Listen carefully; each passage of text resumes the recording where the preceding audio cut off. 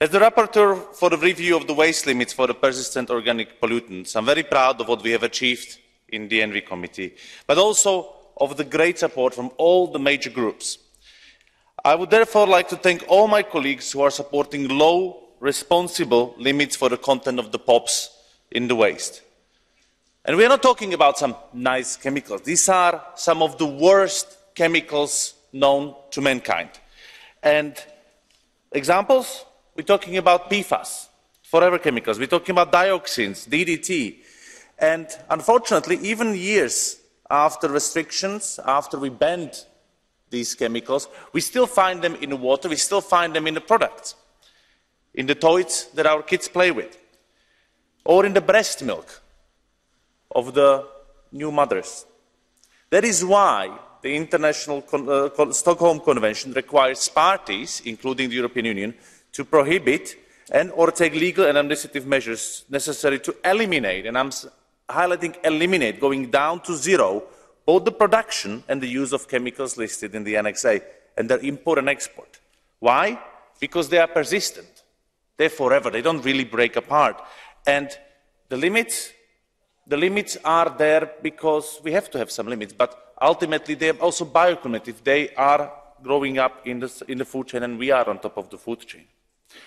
A recent report from the scientists who concluded that the chemical pollution has now passed the safe limits for humanity is indeed and should be a global wake-up call. Therefore, what we decide during this review and with the other co-legislators will have an impact on public health and environment.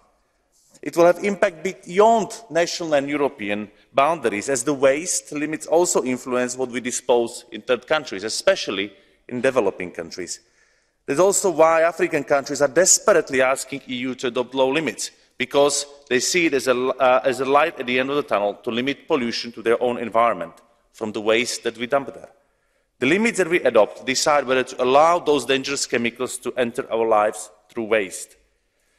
Adoption of the ENVI report means that clear no to toxic economy, clear no to toxic recycled material, because these are waste limits, but don't think of waste, think of resource for the circular economy.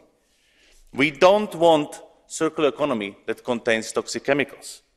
So I hope that tomorrow we will defend the result from the Environmental Committee, and it will help to free our economy from pollution, increase the trust of our citizens in recycled materials and products. This is absolute precondition for circular economy.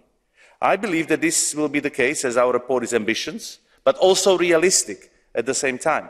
The limits that we propose are within the impact assessment of the Commission, and the Commission said that it is technically and economically feasible. Therefore, there is no reason why not to adopt lower limits that the Commission proposed. As a step forward towards a toxic-free future, my ENVI report proposes to adopt a limit of 200 milligrams per kilogram of the sum of PBDEs, brominated flame retardants, with the review to lower it further in next 5 years, 200 milligrams for the HBCDD, with the review to decrease it to 100 milligrams in 5 years, considerably lower limits for dioxin and furans, thresholds for the PFOA to reflect the commitment in the chemical strategy for sustainability to reduce the contamination by the PFAS that sadly many people are affected with, limit of 420 milligrams per kilogram for short-chain chlorinated paraffins, and we are also adding a new group of fluorinated substances that will be soon listed, and soon by I mean early June, to the Convention. Last but not least, we address the incoherence between the classification of all waste containing old and new POPs to ensure effective treatment of all POPs waste. I hope that by adopting the report tomorrow, we, European Parliament, will stand behind the public interest. And I hope that we get a strong mandate for the negotiations in the trialogue. It will not be easy, but I can promise you we'll do the best. Thank you very much. First of all, let me thank you for the very interesting debate on this topic and for the support and encouragement that I got from you during this debate. Now, this is indeed a global problem. I myself was in Arctic more than 20 years ago to witness the toxic pollution there. I was on the Aberglanchy dump site in Ghana, where computers with PBDEs from Europe are ending and polluting the local environment. And I witnessed measurements of mountain goats from High Tatras polluted in Slovakia, polluted with POPs chemicals. We really have to eliminate these chemicals. Toxic recycling is not an option. And I have to say to the Commission, what we are proposing is not something that we pulled out of our fingers. These values are stricter than proposed by the Commission, yes, but are within what the Commission, in its own impact assessment, said is technically, economically, and socially feasible. Just the Commission decided to go for the middle of the range, and we decided to go for ambition, because we believe that human health needs to have a very strong priority.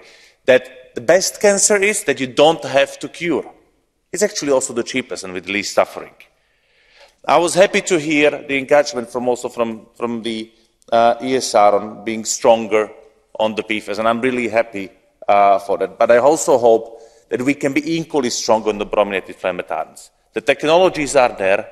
We really need to clean up our economy of the toxic chemicals, of the worst toxic chemicals, which the POPs are, to start proper transformation to sustainable circular economy without the toxic chemicals, with the trust of the consumers, and with a future that fits the planetary limits. Thank you.